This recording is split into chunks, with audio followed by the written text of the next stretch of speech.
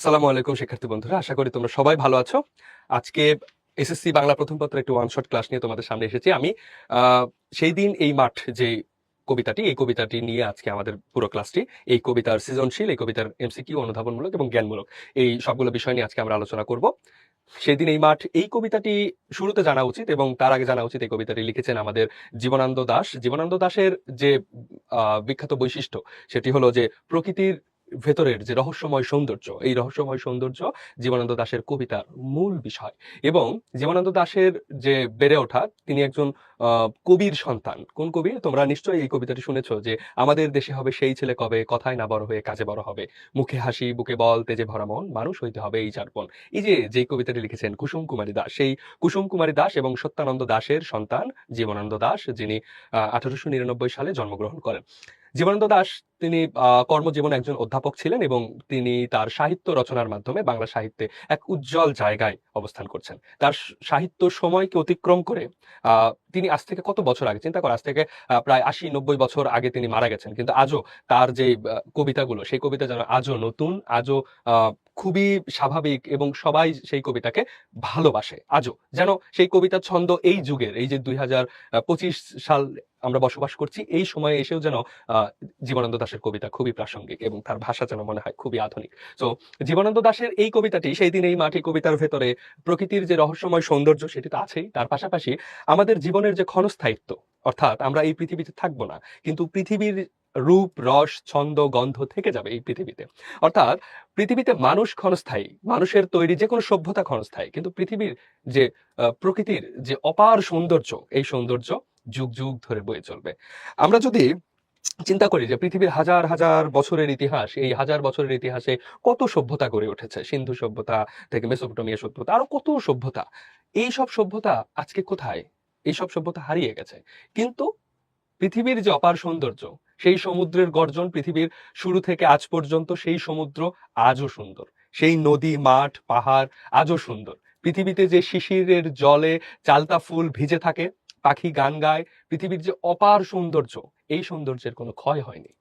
কিন্তু মানুষের ক্ষয় হয়ে গেছে, মানুষ পৃথিবী ছেড়ে চলে যায়। মানুষের তৈরি যে কোনো সভ্যতা ছাই হয়ে যায়, ধুলো হয়ে যায়। এই যে মানুষের স্বপ্নের মৃত্যু হয় না, মানুষের মৃত্যু হয়। এই যে স্বপ্ন পৃথিবীতে টিকে থাকে। তো এই যে সামগ্রিক যে আলোচনা, মানুষের ক্ষণস্থায়িত্ব, প্রকৃতির নিরন্তরতা, স্বপ্নের স্থায়িত্ব এবং মানুষের তৈরি সভ্যতার যে ক্ষয়, এটি আমাদের আজকের কবিতার মূল বিষয়। জীবনানন্দ দাশের এই কবিতা থেকে আমরা যে এমসিকিউ গুলো পাবো, যে সৃজনশীল গুলো অনুধাবনমূলক এবং জ্ঞানমূলক, যেগুলো বিগত সময়ে বোর্ড পরীক্ষাগুলোতে এসেছে এবং বিভিন্ন স্কুল কলেজে এসেছে, আমরা সেই পুরো টপিককে যাতে সাজানো যায় সেইভাবে কয়েকটি সৃজনশীল আমরা সাজিয়েছি তোমাদের সাথে আলোচনা করার জন্য। চলো তাহলে প্রথমে একটি সৃজনশীলের দিকে আমরা নজর দেই। আমরা সৃজনশীলটা দুইটা ভাবে পড়তে পারি। একটা, প্রথমে উদ্দীপক পড়ে ফেলতে পারি। উদ্দীপক পড়ে ফেললে আমরা র্যান্ডম একটা ধারণা পাই। কিন্তু যদি আমরা প্রথমে প্রশ্নটা পড়ে ফেলি তাহলে আমরা আসলে খুঁজতে পারবো। ধরো তোমাকে যদি বলা হয় যে তুমি একটা শপিং কমপ্লেক্স ঘুরে দেখো, তাহলে তুমি কি করবা? তুমি শপিং কমপ্লেক্সটা ঘুরে দেখবা। এখন তোমাকে যদি জিজ্ঞেস করা হয়, বলো তো সোনার দোকানটা কোন ফ্লোরে আছে, তুমি বলতে পারবা না যে আমি তো এটা নোটিস করিনি। তুমি সবই দেখেছো কিন্তু নোটিস করোনি। কিন্তু যদি তোমাকে শুরুতেই বলা হয় সোনার দোকানটা কোথায় আছে, শপিং কমপ্লেক্সটা ঘুরে দেখো এবং এটাও দেখে আসো, তাহলে তুমি কিন্তু দুইটাই দেখতে পারবা। এই জন্য আমাদের প্রশ্ন দেখা উচিত যে প্রশ্নতে কি চেয়েছে, এটা যদি আগে আমরা জেনে ফেলি, তারপরে যখন আমরা উদ্দীপক পড়বো তখন উদ্দীপক থেকে প্রশ্নের উত্তরটা খুবই দ্রুত আমরা বুঝে ফেলতে পারবো। ওকে, তাহলে প্রশ্নটা একটু দেখি যে সেই দিন এই মাঠ কবিতায় মৌলিক প্রেরণা উদ্দীপকের চিত্রকল্পে কিভাবে ফুটে উঠেছে। তাহলে কবিতার মৌলিক প্রেরণা এই কিভাবে ফুটে উঠেছে বর্ণনা করো। এখন আমরা উদ্দীপকটা দেখি। কবিতার মৌলিক প্রেরণাটা কি সেটা আমরা একটু পরে জানি। মনে হয় একদিন আকাশে শুকতারা দেখিব না আর। আকাশে যে শুকতারা, একটা তারা জ্বলে, মূলত শুক্র গ্রহ, যেটা এই গ্রহটাকে সন্ধ্যাবেলায় দেখা যায়।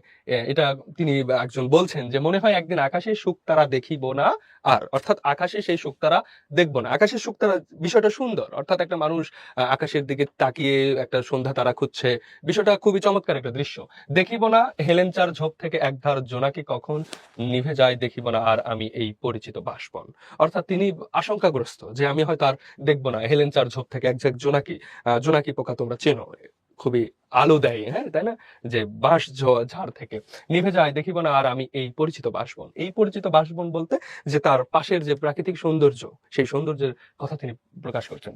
শুকনো বাঁশের পাতা ছাওয়া মাটি হয়ে যাবে গভীর আধার, আমার চোখের কাছে লক্ষ্মী পূর্ণিমার রাতে সে কবে আবার। শুকনো বাঁশের পাতা ছাওয়া মাটি হয়ে যাবে গভীর আধার, আমার চোখের কাছে লক্ষ্মী পূর্ণিমার রাত সে কবে আবার। দেখো এখানেও দেখো ওই যে বাঁশের পাতা ছাওয়া এসব কিছু শেষ হয়ে যাবে, গভীর আধার ঘনিয়ে আসবে, চোখের কাছে লক্ষ্মী পূর্ণিমার রাতে সে কবে আবার। চোখের কাছে লক্ষ্মী পূর্ণিমার রাতে যে চমৎকার দৃশ্যগুলো, অর্থাৎ প্রকৃতির যে সৌন্দর্যময়তা, অর্থাৎ মানুষের জীবনের ক্ষণস্থায়িত্ব এবং প্রকৃতির যে শাশ্বত সৌন্দর্য বোধ, এই দুইটি জিনিস কিন্তু আমরা এখানে পাচ্ছি। অর্থাৎ যে মনে হয় একদিন আকাশে শুকতারা দেখিব না আর, এই যে দেখিব না আর এই কথাটি দ্বারাই মানুষের জীবনের ক্ষণস্থায়িত্ব বোঝায়। হ্যাঁ, এখানে আমাদের কবিতা অনুসারে মানুষের জীবনের ক্ষণস্থায়িত্ব,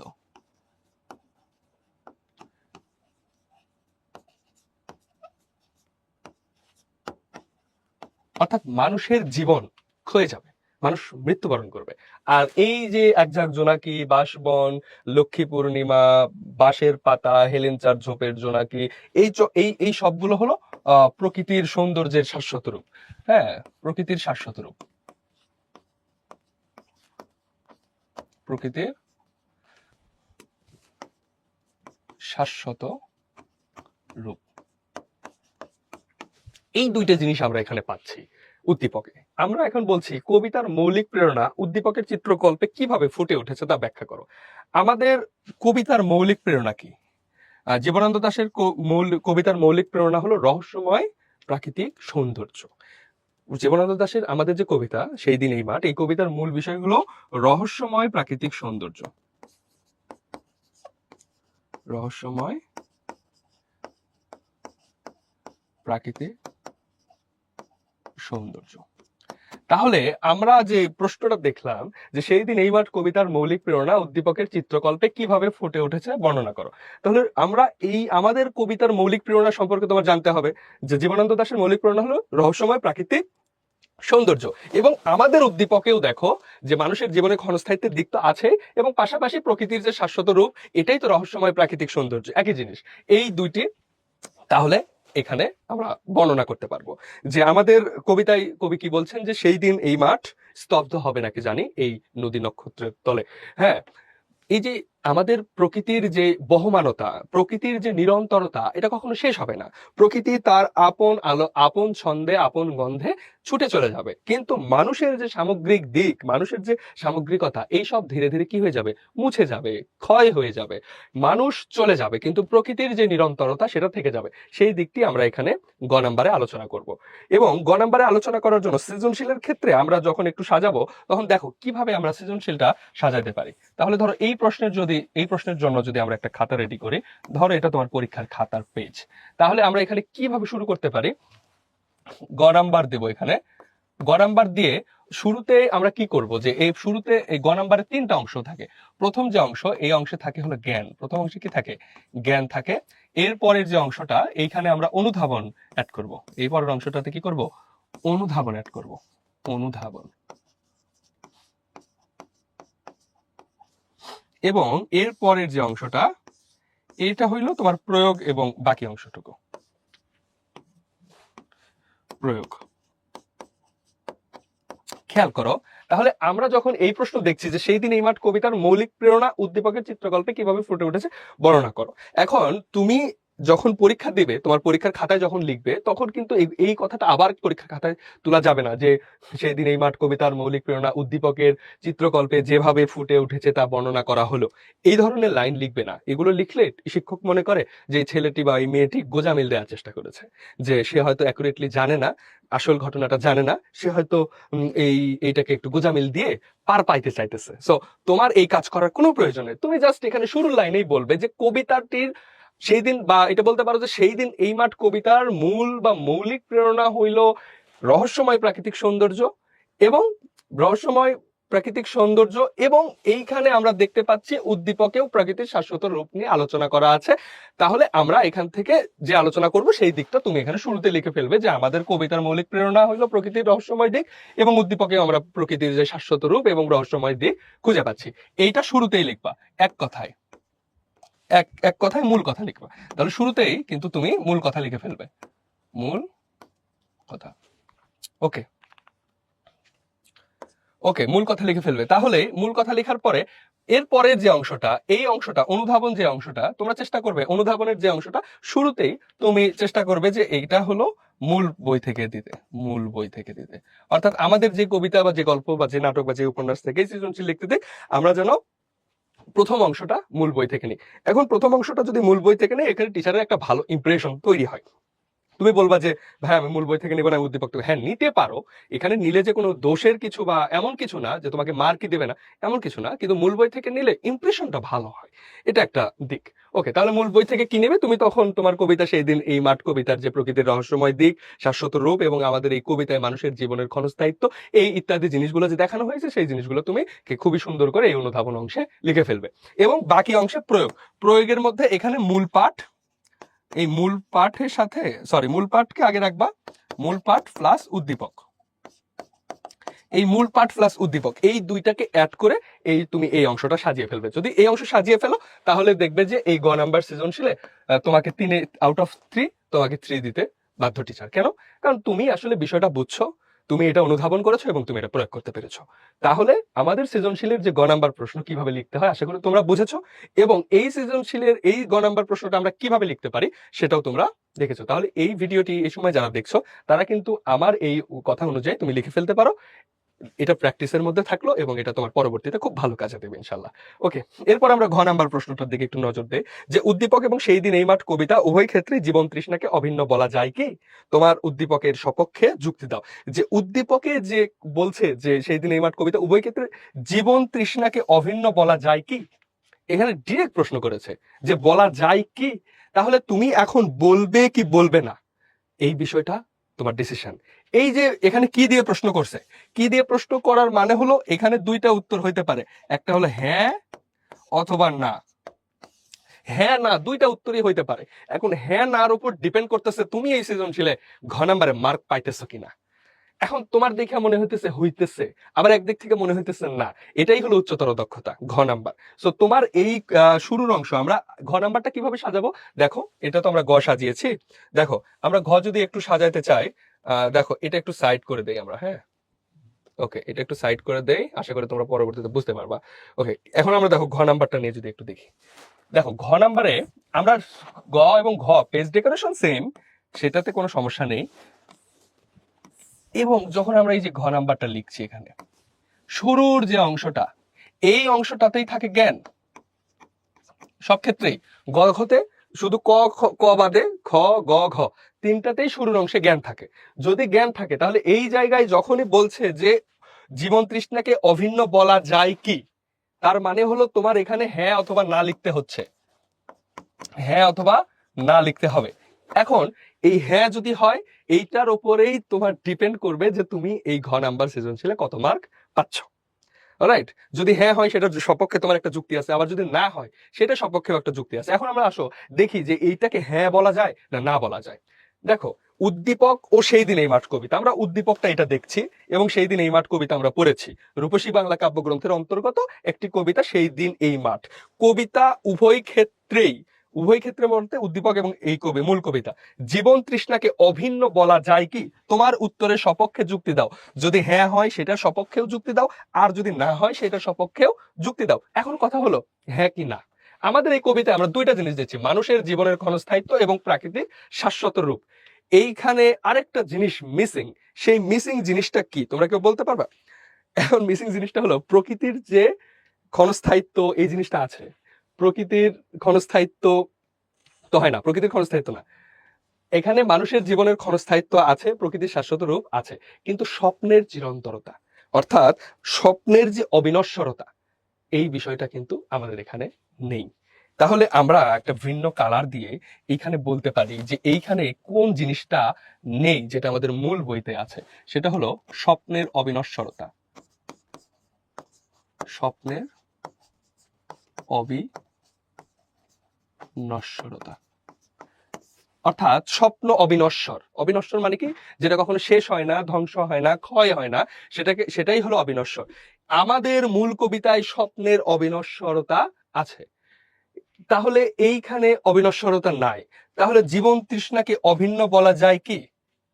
অর্থাৎ অভিন্ন মানে কি? একই বলা যায় কি? তাহলে এটার উত্তর হবে না। এটার উত্তর হবে না, এক বলা যায় না। তাহলে ঘ নাম্বারে আমরা শুরুতে এখানে উত্তর নেব কি? না। যে বলবো যে উদ্দীপক এবং মূল কবিতা বা সেই দিন এই মাঠ কবিতার জীবন তৃষ্ণাকে অভিন্ন বলা যায় না, কারণ উদ্দীপকে মানুষের জীবনের ক্ষণস্থায়িত্ব, প্রকৃতির শাশ্বত রূপ থাকলেও স্বপ্নের অবিনশ্বরতা নেই। এইটি প্রথম লাইনে তোমার লিখতে হবে, মূল কথা। তাহলে এটাই হলো মূল কথা, এটাই হলো জ্ঞান।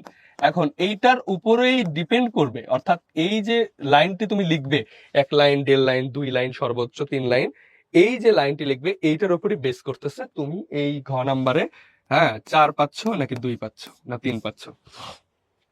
আমি কি বুঝাতে পেরেছি? আশা করি বুঝাতে পেরেছি। এই জায়গাটায় তোমাদের ভুলটা কোথায় হয়? তোমরা ভুল করো যে তোমরা এই যে এই লাইনটা তুলে ফেলো যে আমার উত্তরের সপক্ষে যুক্তি নিম্নরূপ। না, সেটা বলা যাবে না। এখন তুমি কি করবা?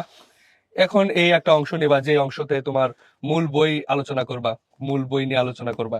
তারপরে একটা অংশ নেবা যেখানে তুমি উদ্দীপক আলোচনা করবে, এবং খেয়াল রাখবে যে উদ্দীপক আলোচনা করার সময় যেন কখনোই কোনো লাইন সরাসরি তুমি না ব্যবহার করো, উদ্দীপকের কোনো লাইন। এরপরে তুমি যে অংশটা করবা যে এইখানে উদ্দীপক আর এই দুইটার যোগফল এখানে তুমি ব্যবহার করবা, দুইটা দেখে কি বুঝলে সেটা ব্যবহার করবা, এবং ফাইনালি তুমি এখানে একটা উপসংহার দিবা। উপসংহার অর্থাৎ তুমি যে উত্তরটা দিয়েছো যে হ্যাঁ অথবা না, এইটার সপক্ষে বা বিপক্ষে তুমি যে এতক্ষণ যুক্তি দিলে সেই যুক্তিটা তুমি এখানে খণ্ডন করে ফেলবা, যে হ্যাঁ আমি এই কারণে এই জায়গায় হ্যাঁ বা না উত্তরটা নিয়েছি। এই যে হ্যাঁ বা না উত্তর নেওয়ার মাধ্যমে কি হবে? তোমার এই যে সৃজনশীলের যে ঘ নাম্বারের যে প্রসেস সেটা সম্পন্ন হবে। তো আমরা হয়তো একটা সৃজনশীল দেখি 10 মার্ক, খুবই সিম্পল ভাবে দেখি যে এই সৃজনশীল আবার এত কি মেকানিজম আছে। না, একটা জায়গায় তোমাকে 10 মার্ক দিচ্ছে, সেখানে নিশ্চয়ই তোমার ক্রিয়েটিভিটির একটা জায়গা আছে। আর সৃজনশীল মানে কি? Creative writing. তাহলে এই যে ক্রিয়েটিভ রাইটিং এর ক্ষেত্রে তোমাকে অবশ্যই ক্রিয়েটিভিটি খাটাতে হবে। সো নর্মালি যারা মনে করে যে খাতা বেশি করে লিখলে খাতা যত ভরা থাকবে, যত বেশি লেখা থাকবে তত বেশি মার্ক, বিষয়টা এমন না। তুমি যখন তোমার এই যে শুরুতে এই যে এখানে ঘ এবং গ এর এই মূল কথা, প্রথম যে লাইন, এই লাইন দেখেই টিচার ডিসিশন নিয়ে নেবে যে এই ছেলেকে আমি কত মার্ক দিচ্ছি। বুঝতে পেরেছো? তোমার শিক্ষক পুরোটা হয়তো অনেকেই পড়বে, অনেকেই পড়বে না, সেটার উপরে আমরা ডিপেন্ড করবো না। আমরা শুরুতেই তাকে চমক লাগিয়ে দেবো, বা শুরুতে আমরা বুঝিয়ে দিব যে না, আমরা জানি। সো এই যে জানার বিষয়টা গুরুত্বপূর্ণ। তাহলে আশা করি এই ঘ নাম্বারটাও তোমরা বুঝেছো। তাহলে এই সৃজনশীল আমাদের ডান। মনে হয় যে এই সৃজনশীল থেকে তোমরা যদি এখন উত্তর করো তাহলে আশা করি তোমরা খুব পারফেক্টলি উত্তর করতে পারবে। তাহলে এটা ঢাকা বোর্ড 2023 সালের প্রশ্ন। দেখো বোর্ড স্ট্যান্ডার্ড প্রশ্নগুলো কেমন হয় আমরা কিন্তু শিখছি। এরপরে দেখো আমরা পরবর্তী একটা সৃজনশীলে যাই, যে এটা যশোর বোর্ড 2023 সালের প্রশ্ন। দেখো উদ্দীপকটা পড়ি, তার আগে আমরা গ নাম্বারটা দেখি যে উদ্দীপকে যে বিষয়টি উঠে এসেছে তার সাথে সেই দিন এই মাঠ কবিতার সাদৃশ্য ব্যাখ্যা করো। তাহলে সাদৃশ্য ব্যাখ্যা করতে হবে কার সাথে? সেই দিন এই মাঠ কবিতার সাথে। সেই দিন এই মাঠ কবিতায় কয়টা জিনিস পাচ্ছি আমরা? কয়েকটা জিনিস পাচ্ছি। 1 নাম্বার হলো প্রকৃতির শাশ্বত রূপ, প্রকৃতির শাশ্বত সৌন্দর্য, সেটাও একটা পাচ্ছি। আরেকদিকে পাচ্ছি মানুষের জীবনের ক্ষণস্থায়িত্ব, আরেকদিকে পাচ্ছি স্বপ্নের স্থায়িত্ব, এবং আমাদের মানুষের তৈরি যে কোনো সভ্যতার বিলীন, কয়েকটা জিনিস আমরা পাই। সো এই যে এই কয়েকটা জিনিসের মধ্যে আমাদের আহ এই উদ্দীপকে এর মধ্যে কোন জিনিসটা আছে বা সবই আছে কিনা সেগুলো একটু আমরা খোঁজ করব। দেখো, কাল যে ছিল আজ সে নাই, অর্থাৎ গতকাল যে ছিল বা অতীতে যে ছিল আজ তা নাই, আজও যে ছিল তাহারও ওই নশ্বর দেহটা ধীরে ধীরে হ্যাঁ ভস্মসাৎ হইতেছে, আর তাহাকেই চেনা যায় না। অথচ এই দেহটাকে আশ্রয় করিয়া কত আশা, কত আকাঙ্ক্ষা, কত ভয়, কত ভাবনাই না ছিল, কোথায় কোথায় গেল, এক নিমিষে কোথায় অন্তর্হিত হইল। তবে তার দাম মরিতেই বা কতক্ষণ লাগে, তবে তার দাম মরিতেই বা কতক্ষণ লাগে। আমরা এই উদ্দীপক দেখে এক নিঃশ্বাসে বলতে পারি এখানে কি আছে? এখানে আছে হলো মানুষের জীবনের ক্ষণস্থায়িত্ব, মানুষের জীবনের ক্ষণস্থায়িত্ব।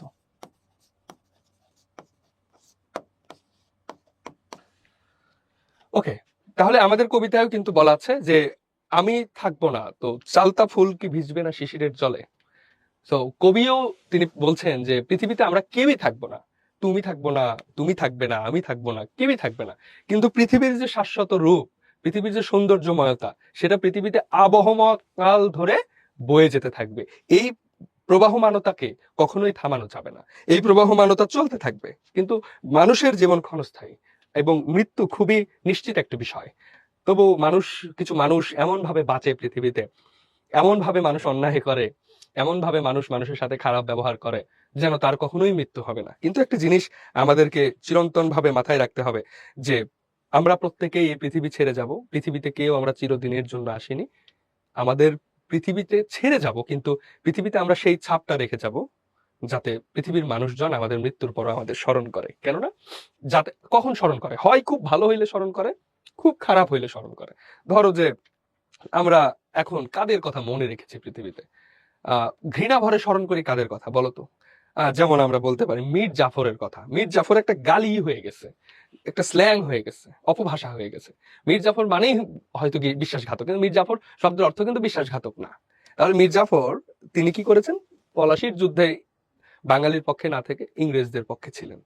সে এই বাংলাদেশে, এই ভারত উপমহাদেশে ইংরেজদের শাসন কায়েম করতে তিনি সাহায্য করেছিলেন এবং এই এই উপমহাদেশকে আরো 200 বছর পিছিয়ে ফেলেছিলেন।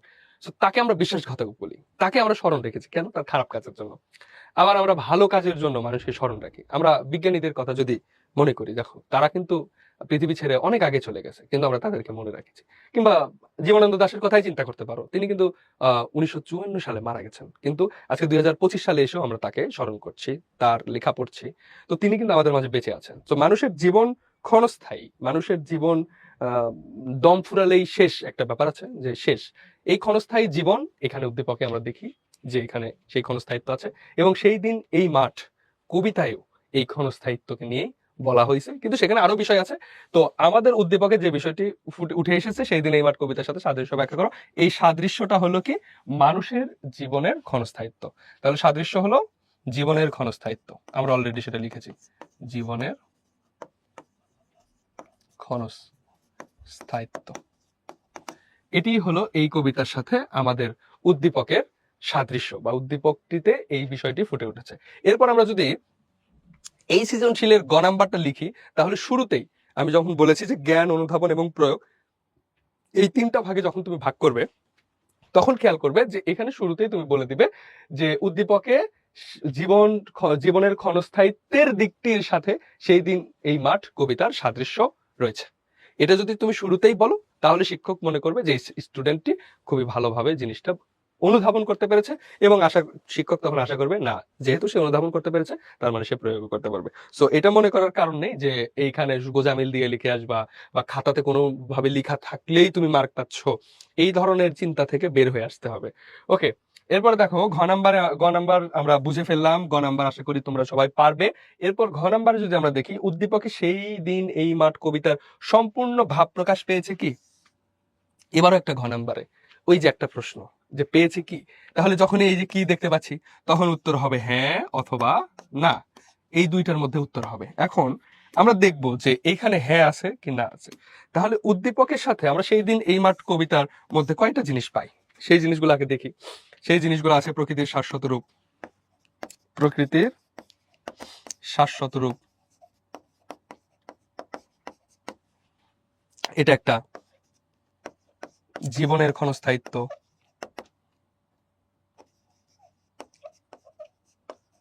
ক্ষণস্থায়িত্ব, সভ্যতার বিলীন, মানুষের তৈরি সভ্যতার বিলীন হওয়া, মানুষের তৈরি সভ্যতার ধ্বংস, স্বপ্নের চিরন্তরতা।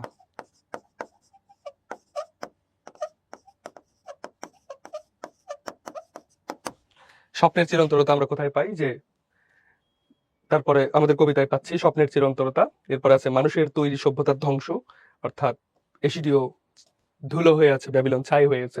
এরপরে আছে জীবনের ক্ষণস্থায়িত্ব, এরপরে আসলে প্রকৃতির শাশ্বত রূপ। এই চারটা জিনিস আমরা আমাদের কবিতায় খুব ভালোভাবে পাই। সোনার স্বপ্নের স্বাদ কবে আর ঝরে, তাই না? সোনার স্বপ্নের স্বাদ কবে আর ঝরে, অর্থাৎ স্বপ্নের স্বাদ পৃথিবী থেকে কখনোই ঝরে না। পৃথিবীতে স্বপ্ন চিরন্তন, স্বপ্ন থেকে যায়। কিন্তু খেয়াল করো, আমাদের উদ্দীপকে জাস্ট একটা জিনিস আছে, মানুষের জীবনের ক্ষণস্থায়িত্ব। এই একটা জিনিস আছে, তো বাকি 1 2 3 4, বাকি তিনটা জিনিস মিসিং। এটাও নাই, এটাও নাই, এটাও নাই।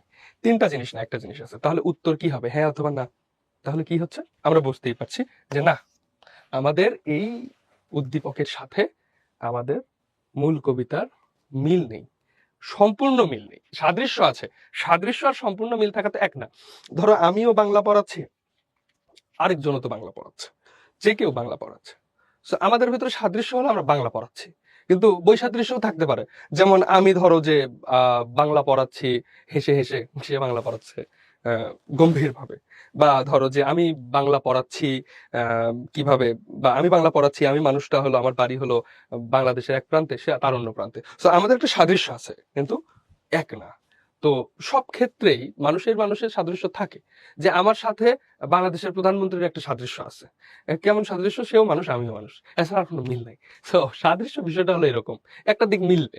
কিন্তু এখানে যে বলছে সম্পূর্ণ ভাব প্রকাশ পেয়েছে, কি সম্পূর্ণ ভাব, সম্পূর্ণ ভাব অর্থাৎ টোটাল সেন্স, টোটাল যে ভাবটা আছে কবিতার, অর্থাৎ আমাদের টোটাল ভাবের মধ্যে প্রকৃতির শাশ্বত রূপ আছে, জীবনের ক্ষণস্থায়িত্ব আছে, মানুষের তৈরি সভ্যতার ধ্বংস আছে, এবং স্বপ্নের চিরন্তরতা আছে।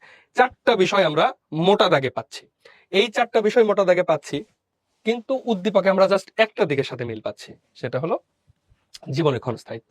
তাই আমরা যখন এটার উত্তর করব, তখন খুবই চমৎকার ভাবে বলবো যে না, এই জায়গায় কবিতার সম্পূর্ণ ভাব প্রকাশ পায়নি। তাহলে কবিতার সম্পূর্ণ ভাব প্রকাশ পায়নি, তাহলে কি পেয়েছে? আমাদের জীবনের ক্ষণস্থায়িত্বের দিকটি শুধু প্রকাশ পেয়েছে। কিন্তু আমরা যদি আমাদের মূল কবিতা সেই দিন এই মাঠে দেখি, সেখানে প্রকৃতির চিরন্তন রূপ আমরা দেখতে পাবো।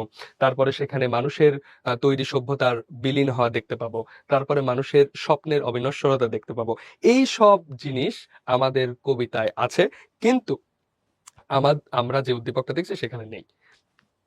এইটার যে ব্যাখ্যা, এটাকেই তুমি চমৎকারভাবে সাজিয়ে এই প্রশ্নের উত্তর করলে এইখানে তুমি আশা করি ফুল মার্ক পাবে।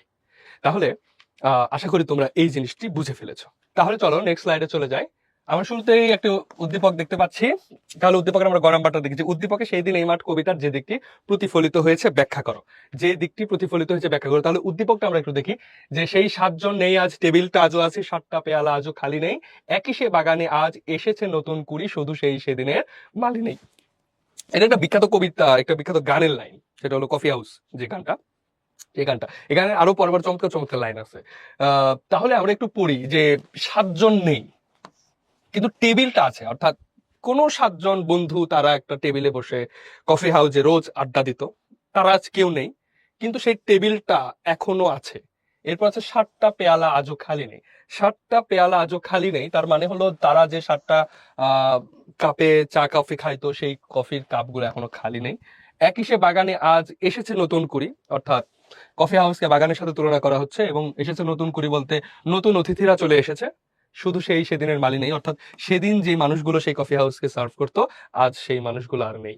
তাহলে এই জায়গায় আমরা কি খুঁজে পাই, এই জায়গাটা আমরা কি দেখতে পাই, যে সেই 7 জন নেই আজ, টেবিলটা তবু আছে, 7টা পেয়ালা আজও খালি নেই, একই সে বাগানে আজ এসেছে নতুন কুড়ি, শুধু সেই সেদিনের মালি নেই। কত স্বপ্নের রোদ ওঠে এই কফি হাউসে, কত স্বপ্ন রোজ ভেঙে যায়, কতজন এলো গেল কতজন আসবে, কফি হাউস তা শুধু থেকে যায়। এই যে এই লাইনগুলো, এই লাইনগুলোর পরে আমরা যে জিনিসটা গভীরভাবে উপলব্ধি করতে পারি, সেটা হলো প্রকৃতির চিরন্তরতা। সেটি হলো বলতে পারি যে প্রকৃতির চিরন্তরতা, প্রকৃতির চিরন্তরতা। তাহলে প্রকৃতির যে চিরন্তরতা, সেই জিনিসগুলো আমরা দেখি, যে 7 জন নেই, টেবিলটা আছে, অর্থাৎ সময় কিন্তু থেমে থাকে না। অর্থাৎ যে কাস্টমার গুলো এখন ওই রেস্টুরেন্টে বা ওই কফি হাউসে থাকছে খাচ্ছে, তারা যদি না থাকে, কফি হাউসটা কি থাকবে না? এরকম কোনো বিষয় না। অর্থাৎ প্রকৃতির যে চিরন্তনতা, তা চলতে থাকবে। যা থাকবার, যেই প্রকৃতির যেই স্বাভাবিক নিয়ম, সেটা চলতে থাকবে। সাথে যদি কেউ থাকতে পারে, সে থাকবে, সে চলে গেলে তার জায়গা আর অন্য কেউ পূরণ করবে। সেই বাগানটা এসেছে নতুন কুড়ি, যে বাগানে এসেছে নতুন কুড়ি, অর্থাৎ নতুন ফুল ফুটেছে, কিন্তু সেই বাগানে সেদিনের মালি নেই। অর্থাৎ বাগানের যে সৌন্দর্যের বহমানতা, চিরন্তরতা, সেটা কিন্তু রয়ে গেছে। একজন মালি চলে গেছেন, কিন্তু বাগানের সৌন্দর্যের কিন্তু কোনো কমতি হয় নাই। কোনো একজন মালি এসে সেই সৌন্দর্যের জায়গাটা পূরণ করে ফেলছেন। সেটাই বলা হচ্ছে, আমরা সেটাকেই শুরুতে বলতে পারি যে প্রকৃতির চিরন্তরতা কবিতার যে দিকটি প্রতিফলিত হয়েছে। তাহলে কোন দিক? যে দিকটা, সেটাই হলো প্রকৃতির চিরন্তরতা। অর্থাৎ প্রকৃতি যে চিরদিন ধরে চমৎকার ভাবে বয়ে চলে, এবং এই বয়ে চলার পাশে কাউকে সেটা ডেকে নেয় না। যারা থাকে তারা তার সাথে চলে, এবং যারা চলে যায় প্রকৃতি অন্য কাউকে নিয়ে চলে যায়। সো এটাই প্রকৃতির নিয়ম। প্রকৃতি কারোর জন্য অপেক্ষা করে না। সময় কি বলে, একটু time and tide wait for none. সময় এবং স্রোত কারোর জন্য অপেক্ষা করে না। প্রকৃতিও ঠিক তেমন। এই যে বাগানে নতুন কুড়ি এসেছে, হ্যাঁ, বাগানে সে প্রতি বছর নতুন কুড়ি ফোটাবে। আজ যেই কুড়িটা যত্ন যে মালি নিয়েছে, সেই মালি যদি নাও থাকে, পরবর্তীতে যে মালি আসবে সেও এই কুড়িটির যত্ন নেবে। অর্থাৎ প্রকৃতির যে স্বাভাবিকতা, তার যে চিরন্তরতা, সেই চিরন্তরতা কখনোই শেষ হবে না। ওকে, এটাই দিকটি ফুটে উঠেছে। এরপরে দেখো, আমরা দেখি যে সেই 7 জন নেই আজ এই উদ্দীপক থেকে বলছে, সেই দিন এই মাঠ কবিতার মূল ভাবের সমগ্রতা প্রকাশে উদ্দীপকটি সক্ষমতা বিচার করো। মূল ভাবের সমগ্রতা, আমরা আমাদের কবিতার মূল ভাব নিয়ে আগের উদ্দীপকটা একটু আলোচনা করেছি। আমরা যদি সেখানে ব্যাক যাই, দেখো প্রকৃতির যে শাশ্বত রূপ সেটা কিন্তু এখানে আছে। জীবনের ক্ষণস্থায়িত্ব আছে, অর্থাৎ জীবন শেষ হয়ে যাবে, মানুষের তৈরি সভ্যতার ধ্বংস এটা আছে, স্বপ্নের চিরন্তরতা সেটাও আছে। কিন্তু এই জায়গায় শুধু প্রকৃতির চিরন্তরতা আছে, কি নাই? স্বপ্নের যে স্বপ্ন এবং জীবন তৃষ্ণা যে জিনিসটা, এই জিনিসটা নেই। তাহলে প্রকৃতির চিরন্তরতা থাকলেও কি নেই? স্বপ্ন স্বপ্ন স্বপ্ন কি? মানুষ পৃথিবীতে যে বেঁচে থাকে, এই বেঁচে থাকে কেন? স্বপ্নের মধ্য দিয়ে বেঁচে থাকে। সোনার স্বপ্নের স্বাদ কবে আর ছড়ে?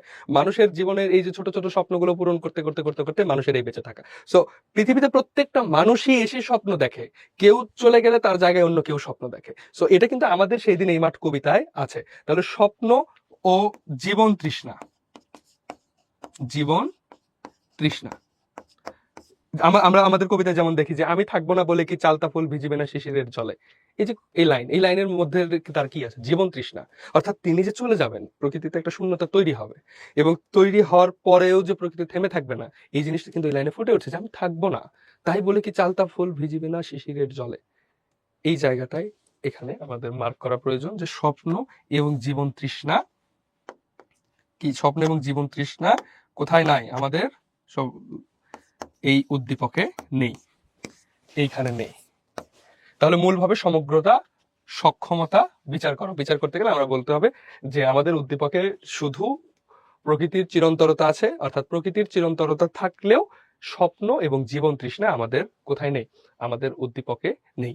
সেটা সেই অনুযায়ী তোমাদেরকে এই সৃজনশীলটির উত্তর করতে হবে। আশা করি তোমরা পারবে। এরপরে আমরা আরেকটি সৃজনশীল দেখব, যে আবারও ফুটে রবে ফুল। আচ্ছা, এটার আগে আমরা একটু গ নাম্বারটা নজর দেই, যে মিল কোথায়। তাহলে আমরা মিল খুঁজবো। সো আমাদের সেই দিন এই মাঠ কবিতাটা আমরা জানি। দেখো, আবার ফুটে রবে ফুল, শুকনো পাতা বাতাসে উড়ে উড়ে, পড়ে রবে ঘাসে, বদলাবে সময় নিজস্ব প্রকাশে, বারবার সবকিছু ঠিক পাল্টে আবার ধরিবে আগের গরণ, শুধু চিলের মতো ছো মেরে আমাদের দূরে নেবে এক অলগ্ন মরণ। এই যে মরণ, ছো মেরে, চিলের মতো। চিল কি করে? একটা পাখি ছো করে ইঁদুর ধরে। হ্যাঁ, চিল পাখি কিন্তু জমির মধ্যে যে ইঁদুরগুলো দৌড়ে বেড়ায় এদেরকে ধরে। তারপরে মুরগির ছোট ছোট ছানা এগুলো ধরে, অনেক সময় মাছও ধরে।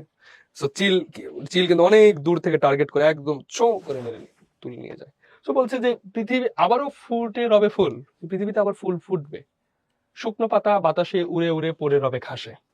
শুকনো পাতা বাতাসে উড়ে উড়ে পড়ে রবে ঘাসে, যে যে পাতা ঘাসে পড়ে থাকবে। অর্থাৎ এটা একটা প্রকৃতির স্বাভাবিক নিয়ম। এখন দেখো, যখন শীতকাল শেষ হয়, শীতকালে গাছের পাতা ঝরে থাকে, এটা প্রকৃতির স্বাভাবিক নিয়ম।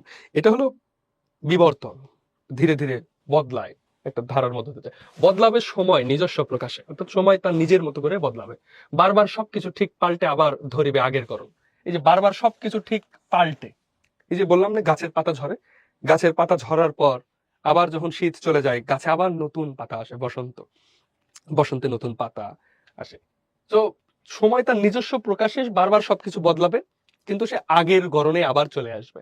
শুধু চিলের মতো ছো মেরে আমাদের দূরে নেবে এক অলগ্ন মরণ। এই যে মরণ, মৃত্যুকে যখন আমরা খেয়াল করছি, যে মৃত্যু আমাদেরকে যখন ছো মেরে নেবে, কখন?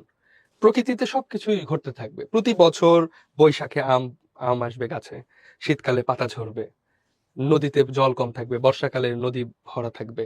এই যে প্রকৃতির যে স্বাভাবিকতা, আবার শীতকালে বৈশাখ মাসে শুকিয়ে যাবে নদী, আবার জল আসবে, আবার হবে। প্রকৃতি তার স্বাভাবিক নিয়মে চলতে থাকবে। গাছে ফুল ফুটবে, সেই ফুল থেকে ফল হবে, ফল ঝরে যাবে, আবার ফুল ফুটবে, আবার ফল হবে।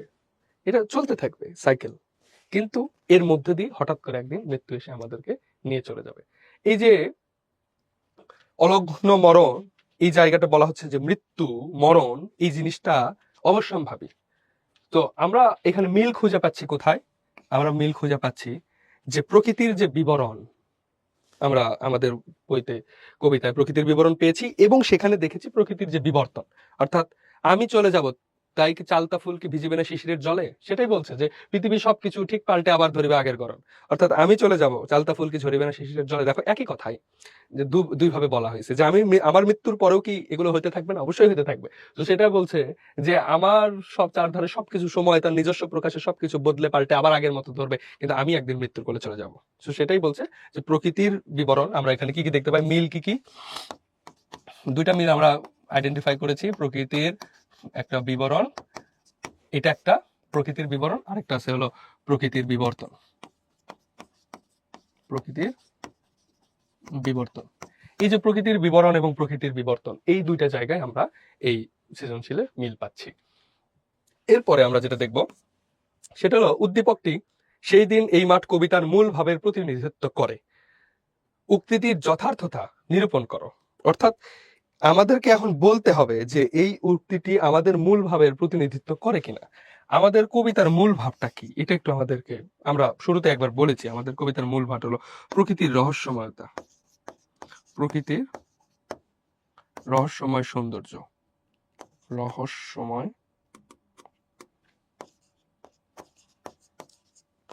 রহস্যময় সৌন্দর্য। প্রকৃতির রহস্যময় সৌন্দর্য আমাদের এই কবিতা, আমাদের সেই দিন এই মাঠ কবিতার মূল কথা। সো এইখানেও কিন্তু আমরা সেই বিষয়টি পাচ্ছি এই কবিতায়, প্রাকৃতিক রহস্যময় সৌন্দর্য।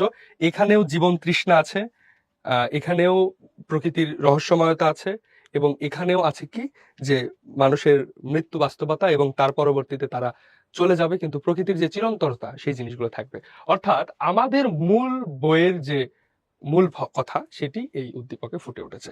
আশা করি এই জায়গাটা তোমরা স্পষ্ট এবং এটি তোমরা যেভাবে চাও উত্তর করতে পারবে, কিন্তু মূল কথাগুলো ঠিক রেখে। ওকে, তাহলে দেখো আমরা সৃজনশীলের যে পর্বগুলো গ ঘ কিভাবে লিখতে হয় সেই জিনিসগুলো শিখে ফেলেছি। এবার আমরা খ নাম্বার নিয়ে আলোচনা করব। দেখো খ নাম্বারে আলোচনা করার সময় মাথায় রাখতে হবে খ নাম্বার হলো অনুধাবনমূলক। অনুধাবনেও দুইটা অংশ থাকে। আমরা যখন অনুধাবন লিখবো, আসো আমরা অনুধাবনগুলো যখন লিখবো, ধরো একটা পেজের মধ্যে যখনই আমরা ক নাম্বার তো শুরুতেই লিখি, তারপরে যখন আমরা খ নাম্বার লিখবো, এটাকে আমরা দুইটা ভাগে ভাগ করব। একটা শুরুর একটা অংশ লিখবো এবং তারপরে আরেকটা অংশে এটা মূল কথা লিখবো। শুরুর যে অংশ থাকবে এখানে জ্ঞানটা থাকবে এবং পরের অংশতে অনুধাবন থাকবে। অর্থাৎ তোমার জ্ঞানটা আগে দেখতে হবে। তো খ নাম্বার প্রশ্নগুলো কেমন হয়? খ নাম্বার দেখো, ঢাকা বোর্ড 2023 সালের প্রশ্ন আছে, সোনার স্বপ্নের স্বাদ বলতে কবি কি বুঝিয়েছেন? ঢাকা বোর্ড 2023, দেখো কবিতার লাইন, সোনার স্বপ্নের স্বাদ বলতে কি বুঝিয়েছেন। কবিতার সরাসরি একটা লাইন তুলে দিয়ে বলছে এটার মানে কি। অর্থাৎ কবিতার প্রত্যেকটি লাইন আমাদের জানা থাকতে হবে এবং সেই অনুযায়ী লিখতে হবে। এখন তুমি যদি এখন খ নাম্বারের শুরুতেই লিখো যে সোনার স্বপ্নের স্বাদ বলতে কবি যা বুঝিয়েছেন নিচে ব্যাখ্যা করা হলো, এইভাবে যখন তুমি লিখবে তখন তোমার টিচার তোমার প্রতি একটা ব্যাড ইমপ্রেশন আসবে যে তুমি হয়তো নিচে গোজামিল দিছো বা তুমি আসলে অ্যাকুরেট জিনিসটা জানো না। সো এই কাজটা কখনোই করা যাবে না যে প্রশ্নটা তুলে শুধু বলবা যে নিম্নরূপ বা নিচে লেখা হলো বা পরে আলোচনা করব, এগুলো লেখার দরকার নেই। তুমি সরাসরি বলবে যে সোনার স্বপ্নের স্বাদ বলতে কবি যা বুঝিয়েছে সেটা তুমি সরাসরি বলবে যে এখানে আশা আকাঙ্ক্ষা কল্পনার কথা বলা হয়েছে। যে সোনার স্বপ্নের স্বাদ বলতে কি বোঝানো হয়েছে? হ্যাঁ, জীবনের কি আশা আকাঙ্ক্ষা কল্পনা, আশা আকাঙ্ক্ষা আর হলো কি কল্পনা, আশা আকাঙ্ক্ষা কল্পনার দিকটি বলা হচ্ছে। সোনার স্বপ্নের স্বাদ অর্থাৎ পৃথিবীতে যত মানুষ এসেছে সবার মনে আশা আকাঙ্ক্ষা এবং কল্পনা ছিল, আছে, থাকবে। যারাই পৃথিবীতে আসবে তাদের কাছেই আসবে। অর্থাৎ সোনার স্বপ্নের স্বাদ কবে আর ঝরে? কোনো দিনই ঝরবে না, সব সময় থেকে যাবে। পৃথিবীতে স্বপ্ন চিরন্তন, স্বপ্ন সবার থাকবে। এটাই বলা হচ্ছে যে আশা আকাঙ্ক্ষা কল্পনা মানুষের জীবনের যে জিনিসটা সেটা থাকবে। তখন তুমি তাহলে শুরুতেই কি লিখবে, যে লাইনটি দ্বারা বা সোনার স্বপ্নের স্বাদ বলতে বোঝানো হয়েছে আশা আকাঙ্ক্ষা কল্পনা, অর্থাৎ মানুষের আশা আকাঙ্ক্ষার কল্পনার দিকটি প্রকাশ পেয়েছে, বা এইখানে মানুষের জীবনের আশা আকাঙ্ক্ষা এবং কল্পনার দিকটি প্রকাশ পেয়েছে, এটাই হলো জ্ঞান। এটা লিখলে তোমার টিচার এখানে তোমার প্রতি খুশি হয়ে যাবে যে এই মূল কথাটি জানে। তারপরে লিখবে যে পৃথিবীতে আসলে মানুষ পৃথিবীতে আসে, পৃথিবীতে আহ এক দল চলে যায়, আবার পৃথিবীতে নব মানুষের জন্ম হয়, মানুষ বৃদ্ধ হয়, মানুষ চলে যায়, কিন্তু প্রত্যেকটা মানুষের ভিতরে সেই স্বপ্ন থাকে, আর মানুষের ভিতরে সেই আশা থাকে, সেই আকাঙ্ক্ষা থাকে, সেই কল্পনা থাকে। পৃথিবী থেকে আশা আকাঙ্ক্ষা কল্পনা কখনো মুছে যাবে না। এই জিনিসগুলো তুমি চমৎকার ভাবে তোমার খাতায় লিখে ফেলবে খ নাম্বারে।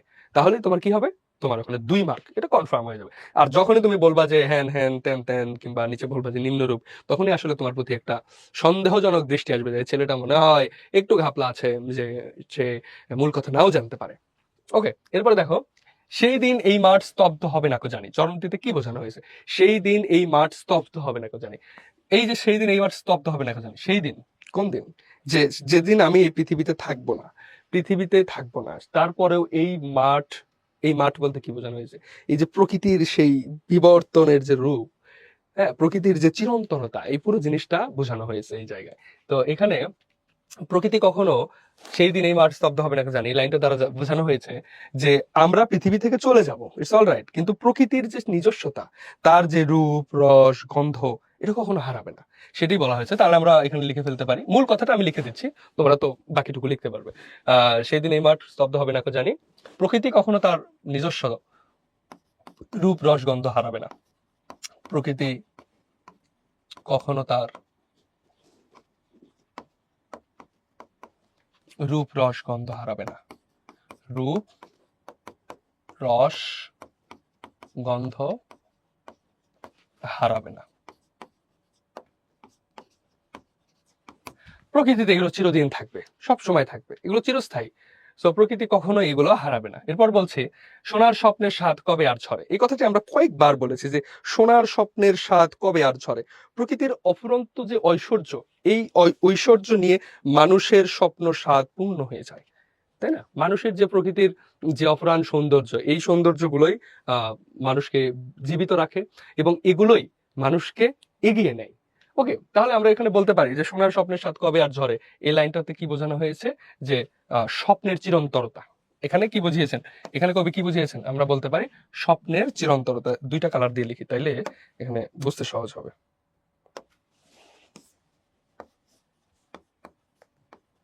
স্বপ্নের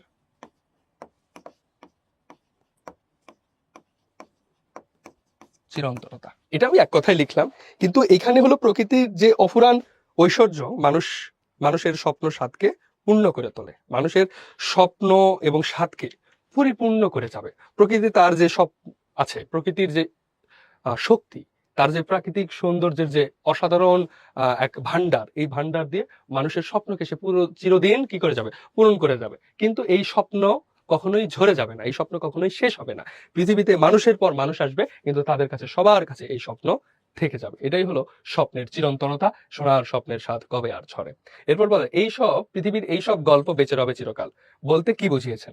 এই সব গল্প বেঁচে রবে চিরকাল, প্রকৃতির এই সব গল্প, পৃথিবীর এই সব গল্প।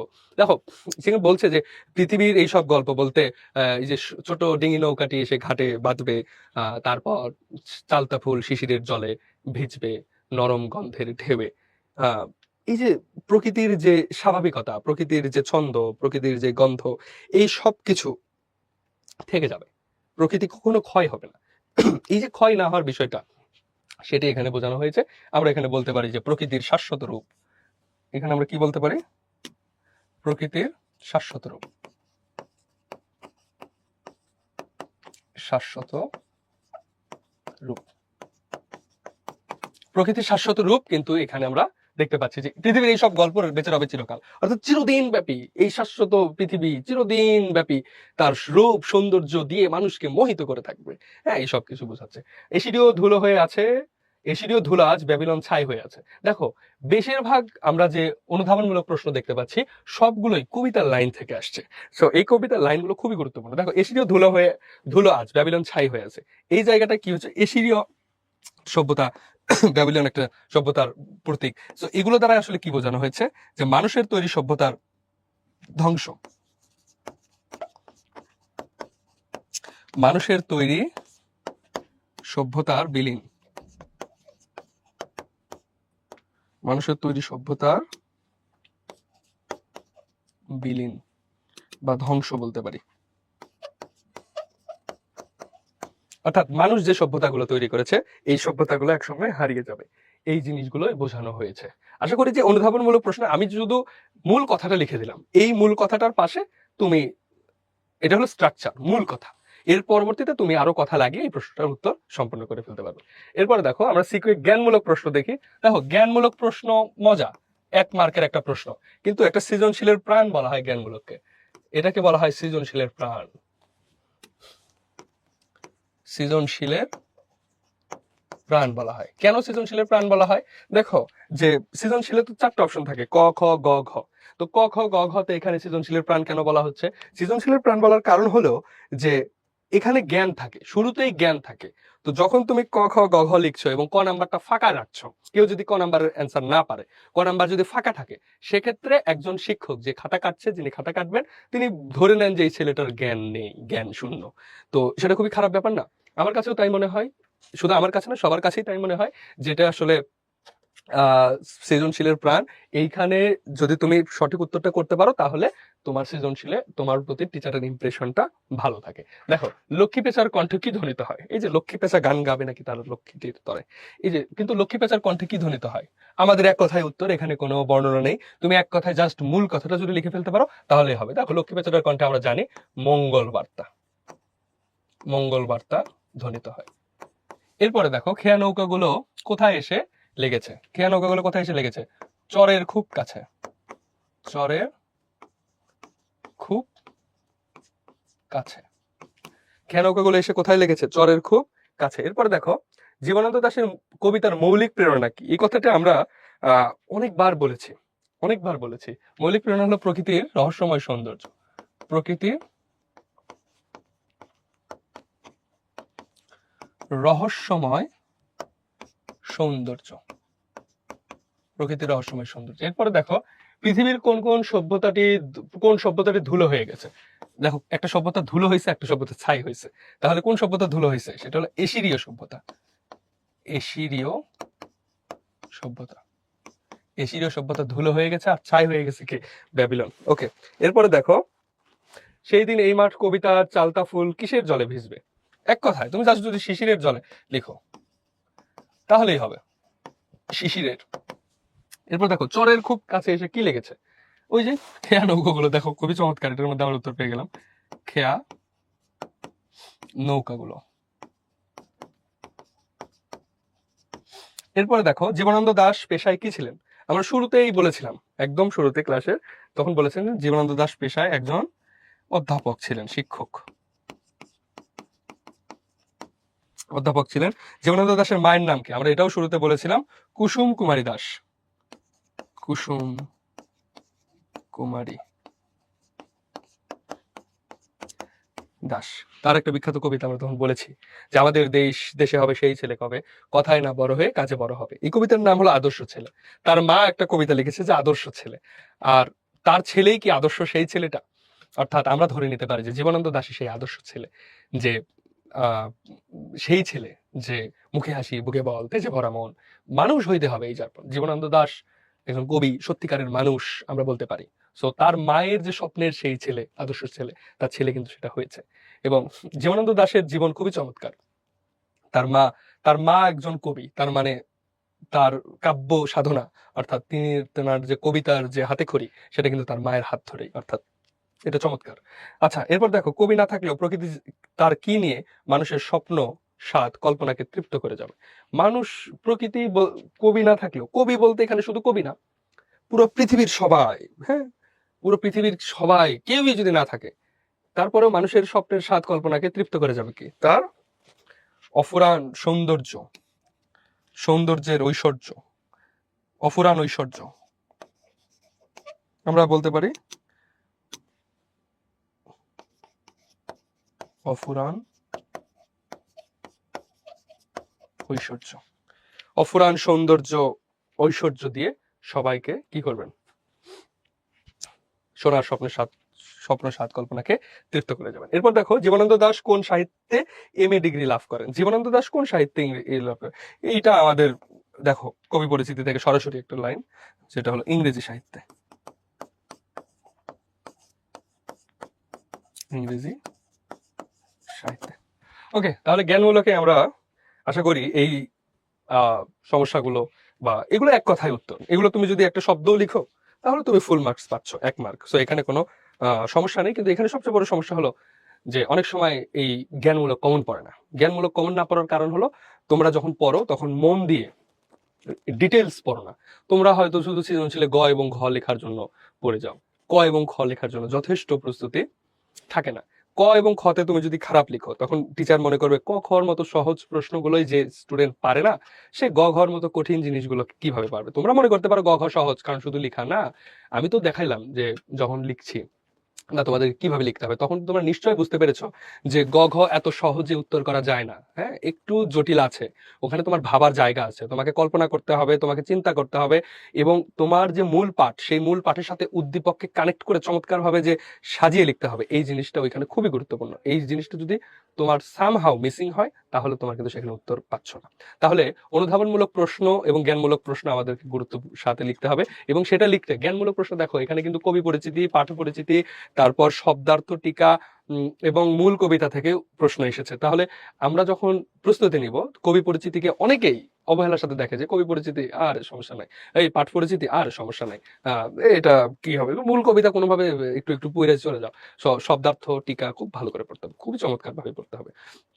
যেমন জ্ঞানমূলক আরো হতে পারে যে সোনার এই কবিতাটি কোন কাব্যগ্রন্থ থেকে নেওয়া হয়েছে, বা ধরো যে সেদিন এই মাঠ কবিতাটি কোন কাব্যগ্রন্থ থেকে নেওয়া হয়েছে, এটা কিন্তু সরাসরি জ্ঞানমূলক, এটা কিন্তু পাঠ পরিচিতিতে আছে। সো এইভাবে তোমরা যদি না পড়ো তাহলে তোমরা কিন্তু জ্ঞানমূলকের উত্তর করতে পারবে না। আর জ্ঞানমূলকের ক্ষেত্রে আমি শুরুতেই বলেছি জ্ঞানমূলক হলো একটা সৃজনশীলের প্রাণ। সো সৃজনশীলের প্রাণকে বাঁচাতে হলে, সৃজনশীলকে বাঁচাতে হলে তোমাকে অবশ্যই জ্ঞানমূলক পারফেক্টলি অ্যান্সার করতে হবে। আশা করি তোমরা বুঝতে পেরেছো। ওকে, এরপরে আমরা একটু MCQ এর দিকে যাব। কোন সভ্যতা ধুলো হয়ে আছে? এটা যশোর বোর্ড 2024 সালের একটা প্রশ্ন, যে কোন সভ্যতা ধুলো হয়ে আছে। আমরা দুইটা সভ্যতা দেখেছি, একটা ধুলো হয়ে আছে, একটা হলো ছাই। তো ধুলো হয়ে আছে এশিরীয় সভ্যতা, আর ব্যাবিলনের সভ্যতা হলো ছাই হয়ে আছে। সো আমাদের সঠিক উত্তর হলো ডি। আর ছাই হয়ে আছে কোনটা?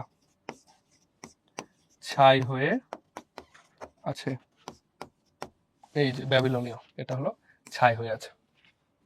সো সৃজনশীলের এটা দেখো যশোর বোর্ড 2024 সালে এসেছে। সো আমাদের এটা মূল কবিতা থেকে, একদম মূল কবিতা থেকে এই জিনিসটা, এই কবিতাটা আমরা MCQটা পেলাম। এরপর দেখো সেই দিন এই মাঠ স্তব্ধ হবে না, জানি সেই দিন এই মাঠ, তাহলে এই মাঠ বলতে কি বোঝানো হয়েছে? আমরা একটু আগেই একটা অনুধাবনমূলক প্রশ্নতে কিন্তু এটা আমরা বলেছি যে এইখানে এই মাঠ বলতে কি বোঝানো হচ্ছে। দেখো জীবন প্রবাহ, এই মাঠ বলতে জীবন প্রবাহ স্তব্ধ হবে না জানি, না, এটা মানায় না। এরপরে দেখো সভ্যতার অবস্থান, না, এটাও না। তারপরে দেখো মানুষের স্বপ্নভূমি, না, এটাও না অবশ্যই। এবং অবশ্যই প্রাকৃতিক সৌন্দর্য, আমরা বলেছি সেই দিন এই মাঠ স্তব্ধ হবে না জানি এই নদী নক্ষত্রের তলে। সোনার স্বপ্নের স্বাদ কবে আর ঝরে, কবিতার লাইনগুলো খুবই চমৎকার এবং সেখানে তোমার বুঝতে হবে। জীবনানন্দ দাশের কবিতার লাইন বোঝা একটু জটিল, কারণ জীবনানন্দ দাশ অত্যাধুনিক, মানে আধুনিক বলতে একটা তো ব্যাপার আছে, আধুনিকের উপরে আধুনিক, অত্যাধুনিক, অতি যুগ আধুনিক।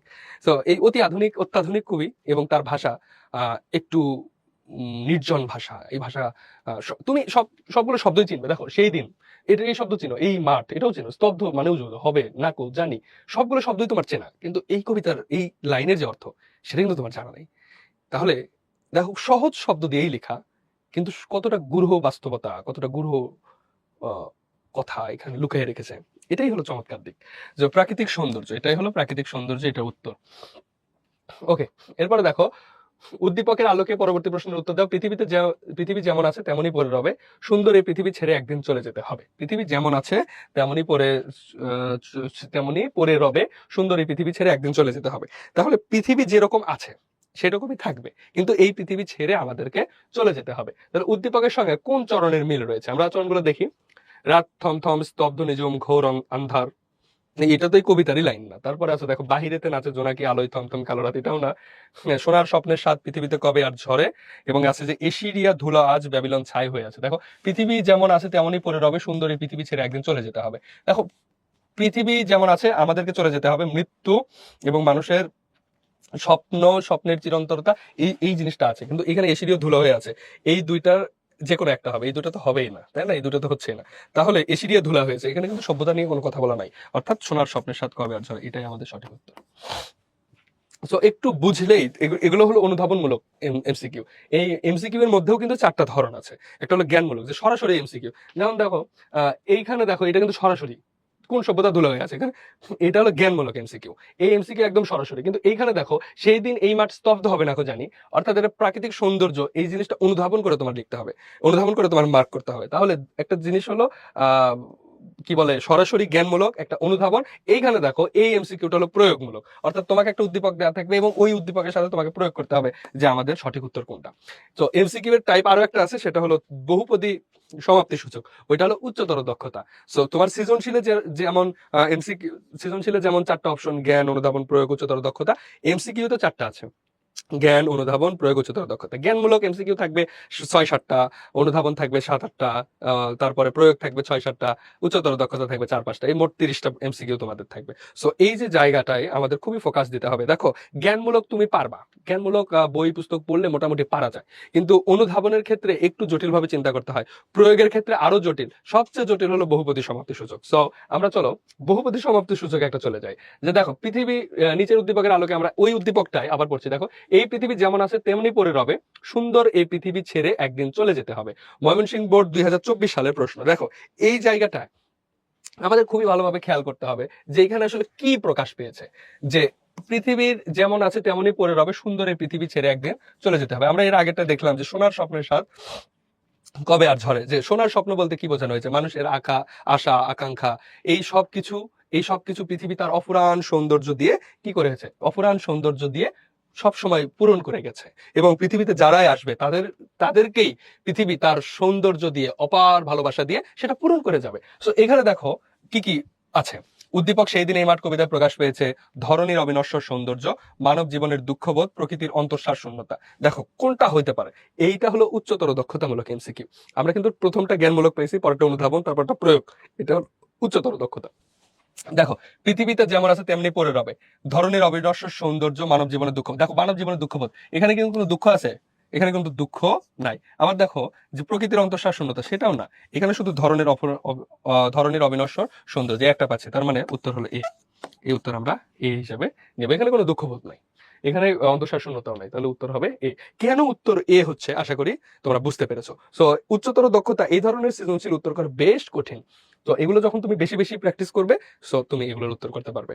আমাদের সৃজনশীলের ক্ষেত্রে দেখো 7টা সৃজনশীলে বেশিরভাগ শিক্ষার্থী হয় কি, যে 7টা সৃজনশীল প্র্যাকটিস করে না, সেই সৃজনশীল লিখে না, তার অন্যান্য subject physics, chemistry, math, biology এগুলো করতে করতে তার দেখা যায় যে একটা লম্বা সময় চলে যায়। সে হয়তো বাংলা পড়ে কিন্তু হাতে লেখার সুযোগটা হয় না, কারণ ম্যাথ যেমন না করলে অনেক সময় মাথায় থাকে না, কিন্তু বাংলা কিন্তু এরকম হয় না, পড়লে একটা লেখা যায়, কিন্তু বাংলাটা লিখতে পারাটা প্রধান বিষয় না। বাংলা পরীক্ষায় সময়ের মধ্যে সবগুলো লিখতে পারাটা প্রধান বিষয়। দেখো 7টা সৃজনশীল, বেশিরভাগ স্টুডেন্ট এই 7টা সৃজনশীল লিখতে হিমশিম খেয়ে যায়, একেবারে হিমশিম খেয়ে যায়, এটা বেশ কঠিন। সো তোমার এই জায়গাটায় খুবই যত্নের সাথে লিখতে হবে, খুবই মানে যত্ন নিয়ে এই কাজটা করতে হবে, যে তুমি যে 7টা সৃজনশীল লিখেছ, এই 7টা সৃজনশীল শেষ পর্যন্ত তুমি যদি লিখতে না পারো, দেখা যায় একটা যদি ঘ মিস হয়ে যায়, দেখো তোমার 4 নাম্বারের মধ্যে একদম জিরো, ওখানে তো তোমার মার্ক পাওয়ার আশাই নেই। সো এমসিকিউ তো তোমার ভালো করতে হবে, কারণ এমসিকিউ তো ভালো না করলে তোমার A+ মিস হয়ে যাবে। সো A+ মিস হইলে কিন্তু একটা রেজাল্টের উপর বড় ইম্প্যাক্ট ফেলবে, সেটা পরবর্তী জীবনে তোমার যে কোনো পরীক্ষা, এরপরে তুমি কলেজে ভর্তি হবা, কলেজ ভর্তি তো মার্কের উপর বেস করা হয়, ভালো কলেজগুলোতে ভর্তি হইতে হলে তোমাকে ভালো মার্ক ক্যারি করতে হবে। সো সব দিক থেকে তোমার এই এসএসসির এই রেজাল্টটা খুবই গুরুত্বপূর্ণ, সেদিকে মনোযোগ রেখে আশা করি তোমরা আগায় যাবে। সো দেখো আমরা নেক্সট স্লাইডে যাই, যে শিশিরের জলে কোন ফুল ভেজার কথা বলা হয়েছে। শিশিরের জলে দেখো, চালতা ফুল কি ভিজিবে না শিশিরের জলে, বইয়ের লাইন সরাসরি জ্ঞানমূলক এমসিকিউ। তাহলে কদম ফুল, শিউলি, এদের কথা তো বলা নাই, মূল কথা হলো চালতা ফুল ভিজিবে নাকি শিশিরের জলে, এটা আমাদের জ্ঞানমূলক একটা এমসিকিউ। এখানে অনুধাবন কিংবা ভাবার কোনো দরকার নাই, তোমার যদি কবিতার লাইন সরাসরি মনে থাকে এবং তুমি যদি কবিতাটা ঠিকভাবে পড়ে থাকো, আলহামদুলিল্লাহ, তোমার কেউ ঠেকাইতে পারবে না এই প্রশ্নের উত্তর করতে। এরপরে দেখো যে পৃথিবীর এই সব গল্প বেঁচে রবে চিরকাল, পৃথিবীর এই সব গল্প বেঁচে রবে চিরকাল, মানে পৃথিবীতে যে ঘটনাগুলো ঘটছে এগুলো চিরদিন পৃথিবীতে থেকে যাবে। এগুলো কখনোই শেষ হয়ে যাবে না। তাহলে এ দ্বারা আসলে কি বোঝায় আমরা একটু দেখি, যে প্রকৃতির নিত্যতা, জগতের সৌন্দর্যময়তা, পৃথিবীর বহমানতা। তাহলে দেখো পৃথিবীর এইসব গল্প বেঁচে রবে চিরকাল। এখানে অর্থাৎ প্রকৃতিতে যে ঘটনাগুলো ঘটে, প্রকৃতিতে চালতা ফুল শিশিরের জলে ভেজে, এই যে সৌন্দর্যের বর্ণনা, এই যে অফুরান সৌন্দর্য পৃথিবীতে এটা চিরদিন ঘটতে থাকবে। এই চিরস্থায়ী চিরদিন ঘটতে থাকা এই বহমানতার মধ্যে দিয়ে কি ঘটে, যে প্রকৃতির নিত্যতা, অর্থাৎ প্রকৃতি তো প্রতিদিন একটা নির্দিষ্ট ঢঙে রঙে সাজে, এবং জগতের সৌন্দর্যময়তা না, এখানে সৌন্দর্যের কথাটা এই লাইনে ফুটে ওঠে নাই। কিন্তু প্রকৃতির বহমানতা, হ্যাঁ, এইটা চিরকাল বয়ে যাবে, বেয়ে যাবে, চলে যাবে, অর্থাৎ বহমানতা এই দিকটা। তাহলে আমরা 1 আর 3 উত্তর হিসেবে নিতে পারি। তাহলে আমাদের সঠিক উত্তর হলো বি। ওকে, তাহলে আমরা এরপরে দেখি যে মঙ্গল বার্তা কার কণ্ঠে ধ্বনিত হয়। এই প্রশ্নটা আমরা জানি যে মঙ্গল বার্তা কার কণ্ঠে ধ্বনিত হয়, এটা কিন্তু সরাসরি বই থেকে নেয়া। সো এটা লক্ষ্মী পেঁচার কণ্ঠে। আমাদের একটা মানে একটা পাখির কথা এখানে বলা আছে, সেটা হলো লক্ষ্মী পেঁচা। ওকে, এরপরে দেখো, সেই দিন এই মাঠ কবিতার কোন চরণে সভ্যতার ক্ষণস্থায়ী বোঝানো, সভ্যতা ক্ষণস্থায়ী বোঝানো হয়েছে। সভ্যতা অর্থাৎ মানুষের তৈরি যে জীবন ব্যবস্থা, সমাজ ব্যবস্থা, এই জিনিসটা যে ক্ষণস্থায়ী, এটা কোন লাইনে দেখানো হয়েছে। সেদিনও দেখিবে স্বপ্ন, না আমি চলে যাব বলে, না চারিদিকে শান্তবাতি, না এশিরিয়া ধুলা আছে। এশিরিয়া একটা সভ্যতা, এবং এইটা ধুলো হয়ে গেছে, মানে ধ্বংস হয়ে ধুলোর সাথে মিশে গেছে, সেই জিনিসটা বোঝানো হয়েছে। তাহলে এশিরিয়া ধুলা আজ, এটি আসলে সভ্যতার ক্ষণস্থায়িত্ব বোঝানো হয়েছে। দেখো, এটা হলো অনুধাবনমূলক এমসিকিউ।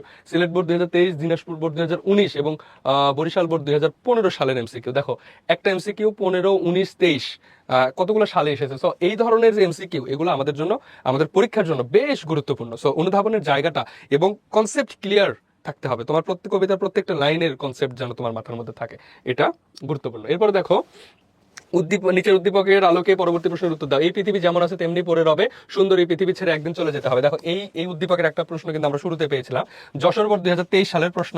দেখো, এখানে বলছে উদ্দীপকটি কোন কবিতার সঙ্গে সাদৃশ্যপূর্ণ। দেখো, এটা খুবই সহজ প্রশ্ন, এটা এখানে ভাবারও কিছু নাই, দেখারও কিছু নাই। তুমি বলতেই পারবা যে পৃথিবী যেমন আছে তেমনি পড়ে রবে, সুন্দর এই পৃথিবী ছেড়ে একদিন চলে যেতে হবে। জীবন সঙ্গীত না আমার পরিচয়, না পল্লী জননী, না সেই দিন এই মাঠ, আমাদের কবিতার যে সাথে সাদৃশ্যপূর্ণ।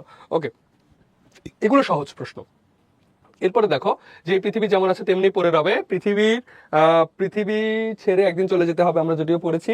উদ্দীপক ও পঠিত কবিতার সাদৃশ্যপূর্ণ ভাবটি হলো, সাদৃশ্যপূর্ণ ভাবটা কি, যে পৃথিবী যেমনি আছে তেমনি পড়ে রবে, কিন্তু এইখানে আমরা কি কি দেখতে পাই, যে পৃথিবীর অবিনশ্বর সৌন্দর্য, মানব জীবনের দুঃখ, পৃথিবীতে কেউ চিরস্থায়ী নয়। আমরা দেখো, পৃথিবী যেমনি আছে তেমনি পড়ে রবে, এই পৃথিবী অর্থাৎ মানুষের জীবনের যে বয়ে চলা, এই বয়ে চলাতে কি কি হয়, পৃথিবীর অবিনশ্বর সৌন্দর্য, হ্যাঁ, এটা একটা বিষয়। মানুষের জীবনের দুঃখ, আমি তখনও বলেছি, এটা এর আগেও আমরা একবার দেখেছি, কিন্তু এখানে কিন্তু দুঃখ নাই।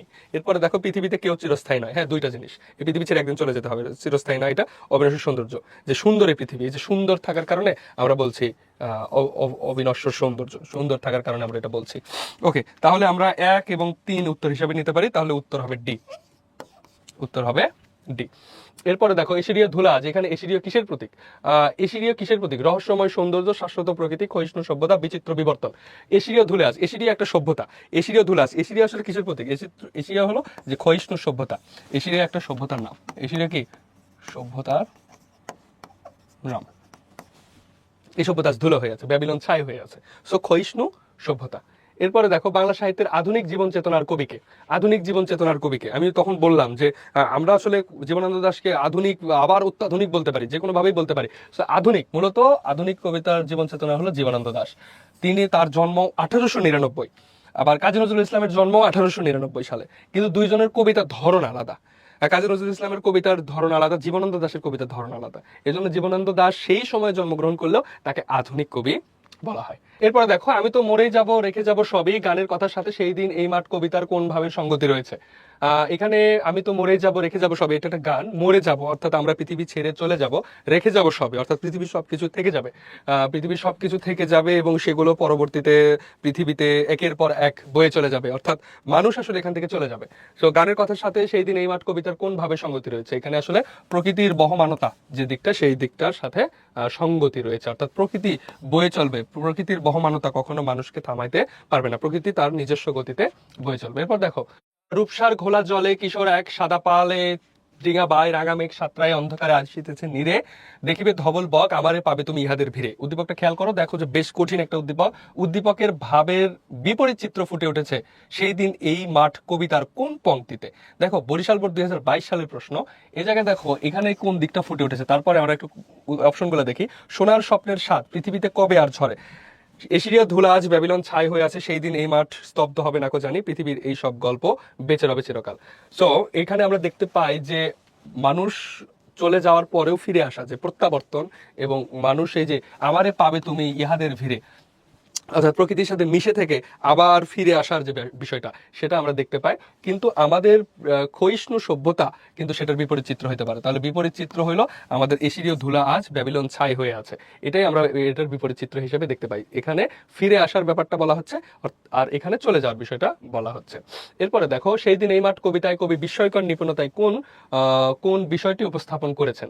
বিস্ময়কর নিপুণতায় মানে চমৎকার ভাবে কোন বিষয়টা উপস্থাপন করেছেন আমাদের কবিতায়, সেটা হলো প্রকৃতির চিরকালীন সৌন্দর্য। আমাদের যে প্রকৃতি, মানব প্রকৃতির, এই প্রকৃতির চিরকালীন সৌন্দর্য তিনি চমৎকার ভাবে উপস্থাপন করেছেন। এরপর দেখো, চালতা ফুল কি আর ভিজিবে না শিশিরের জলে নরম গন্ধের ঢেউয়ে। চালতা ফুল কি ভিজিবে না শিশিরের জলে নরম গন্ধের ঢেউয়ে, এখানে কোন বিষয়টা প্রকাশ পেয়েছে? চালতা ফুল, অর্থাৎ একটা ফুল, এটা নর্মাল র্যান্ডম, গ্রাম বাংলার প্রকৃতিতে একটা র্যান্ডম একটা ফুল, সেই ফুলে শিশির নিবিড় ভাবে এসে পড়ছে, সেই শিশিরের জলে ভিজে থাকছে। এই জিনিসটাকে এইখানে কি ফুটে উঠেছে অনুধাবন করতে হবে। এখানে দেখো তো, প্রকৃতির শাশ্বত রূপ, সৌন্দর্য বোধ, কল্পনা প্রসার, প্রকৃতির বৈচিত্র্য, দেখে এগুলো সবগুলোই চেনা চেনা মনে হয়, কিন্তু এখানে আসলে প্রকৃতির যে শাশ্বত রূপ সেই দিকটি ফুটে উঠেছে। অর্থাৎ চালতা ফুল যে শিশিরের জলে ভিজছে, এটা হলো চিরস্থায়ী, অর্থাৎ তুমি আমি থাকলেও ভিজবে, না থাকলেও ভিজবে, পৃথিবীর সব সময় এই ঘটনাগুলো ঘটতে থাকবে। এটা হলো শাশ্বত রূপ, প্রকৃতির শাশ্বত রূপ ফুটে উঠেছে। আমি থাকবো না বলে, এই কথাটা যদি আগে থাকতো তাহলে এই জিনিসটা বুঝতে আরো সুবিধা হতো। সৌন্দর্য ব্যাপারটা তো আছে, কল্পনার প্রসার এটাও আছে, প্রকৃতির বৈচিত্র্য এটাও আছে, সবই আছে, কিন্তু এইখানে শাশ্বত রূপ বলা হচ্ছে কেন?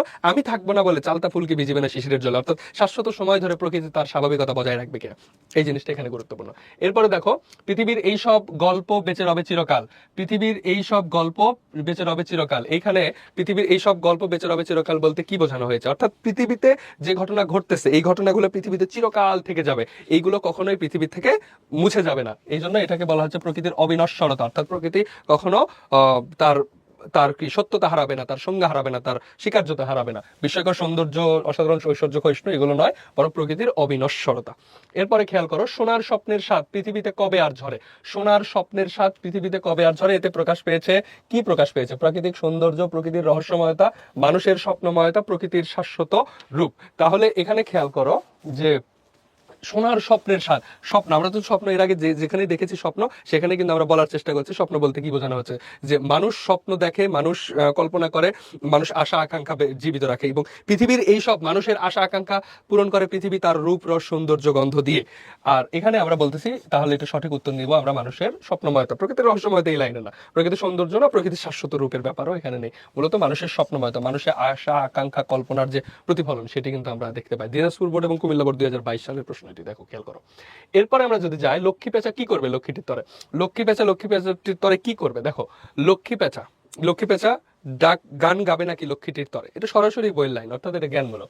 সো আমরা এখানে উত্তরটা নিয়ে নিচ্ছি গান গাবে, কারণ এখানে আর ভাবার কোনো দরকারই নেই, কিন্তু সরাসরি আমাদের কবিতার লাইন, লক্ষ্মী পেঁচা গান গাবে নাকি তার লক্ষ্মীটির তরে, সরাসরি কবিতার লাইন।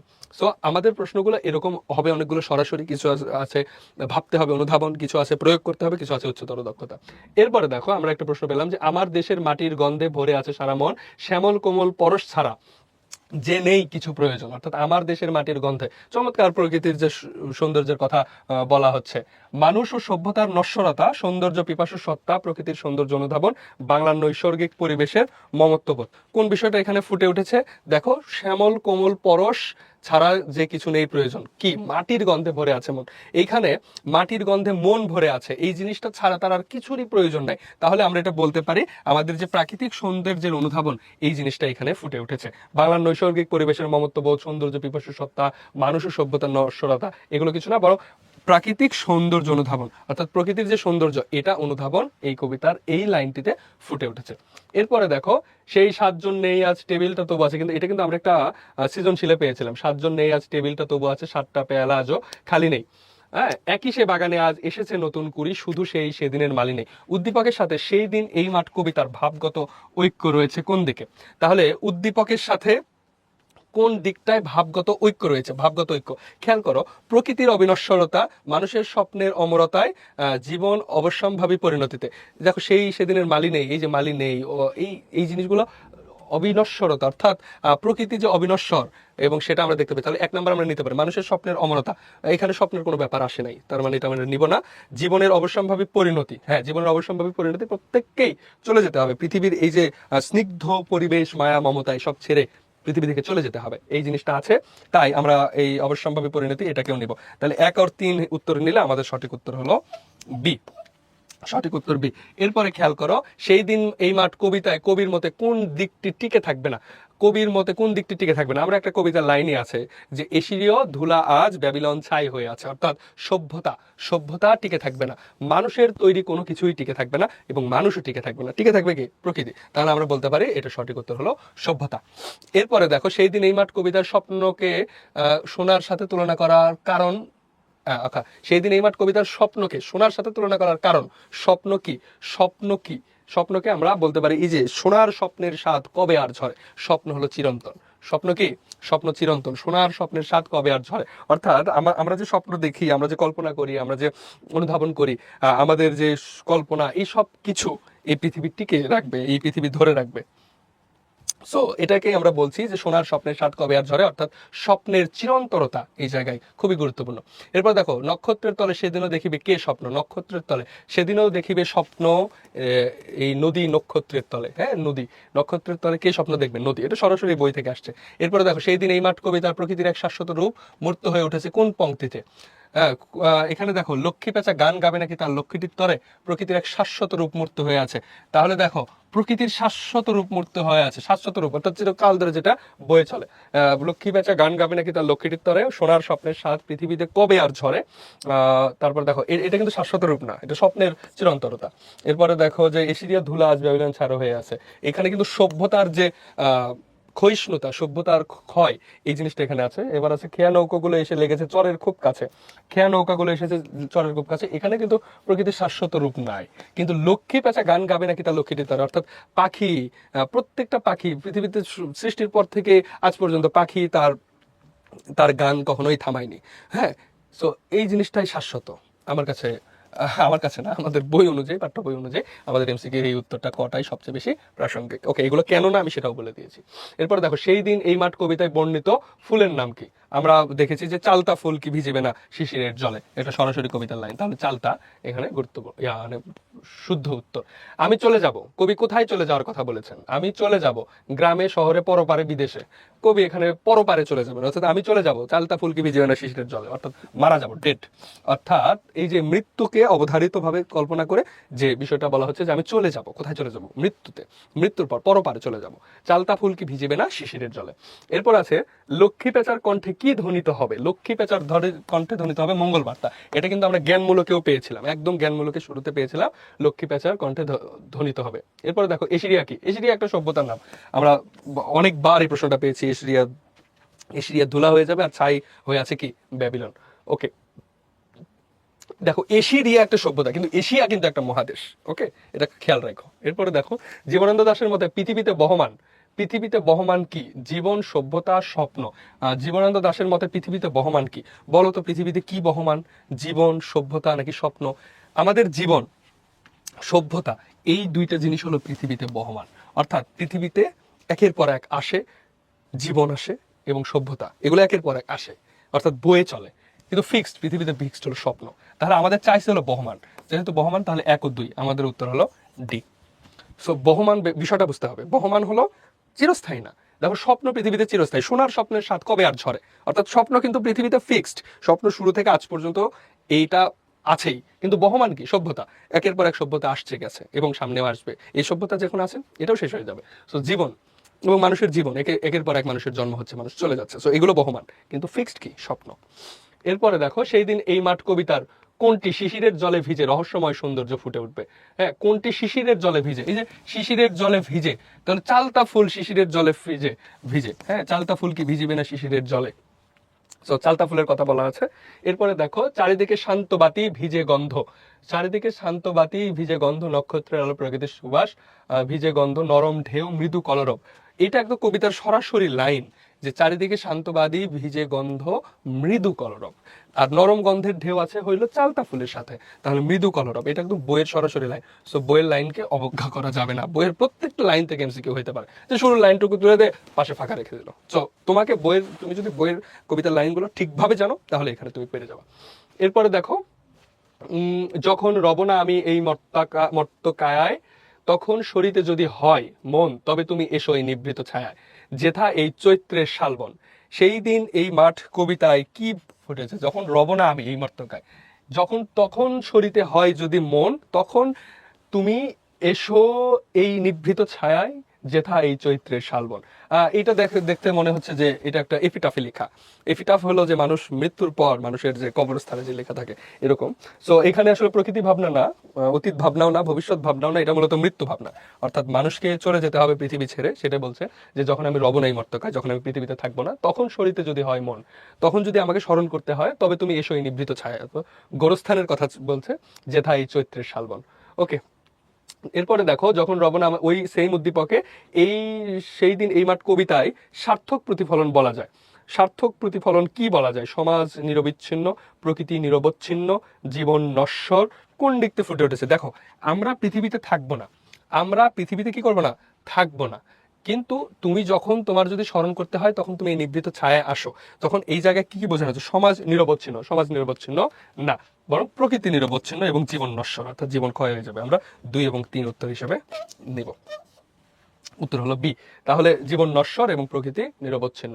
ক্ষয়িষ্ণু সভ্যতার অপর দিকে কি চলে? এইটা ক্ষয়িষ্ণু সভ্যতার অপর দিকে কি চলে আমরা জানি, বিনির্মাণ। অর্থাৎ একদিকে ক্ষয় হচ্ছে, আরেকদিকে বিনির্মাণ চলছে পৃথিবীতে। পৃথিবী আসলে এরকমই। এশিরীয় সভ্যতা, ব্যাবিলনীয় সভ্যতা একসময় ছিল, সিন্ধু সভ্যতা ছিল, মালয় সভ্যতা ছিল, আরো কত কত সভ্যতা, মেসোপটেমিয়া সভ্যতা, তারপরে আমরা কত সভ্যতার নাম জানি, সেই সভ্যতাগুলো আজকে নেই। পারস্য সভ্যতা, সেই সভ্যতাগুলোর চমৎকার চমৎকার জিনিসগুলো আমরা দেখি আজও পৃথিবীতে, কিন্তু সেগুলো আর নাই। তো একদিকে সভ্যতা ক্ষয় হচ্ছে, আরেকদিকে সভ্যতার বিনির্মাণ হচ্ছে, নতুন করে নির্মাণ হচ্ছে। এটাই আমরা বলছি যে পৃথিবীর সভ্যতার একদিকে ক্ষয়, আরেকদিকে কি বিনির্মাণ।